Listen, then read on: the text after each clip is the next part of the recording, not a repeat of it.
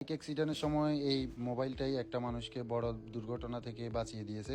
এই মোবাইলটা পকেটে থাকা অবস্থায় বাইক অ্যাক্সিডেন্ট হয়েছে, আর পুরোটা আঘাত এই মোবাইলের উপরে লাগাতে দেখেন আইফোন কি জিনিস, পুরো বাঁকা হয়ে গিয়েছে কিন্তু এখনও ডিসপ্লে সম্পূর্ণ কাজ করতেছে, অর্থাৎ এই ডিসপ্লে দিয়েই রিপেয়ার করা সম্ভব। এই ফোনটাতে এখনও কলও আসা যাওয়া করতেছে।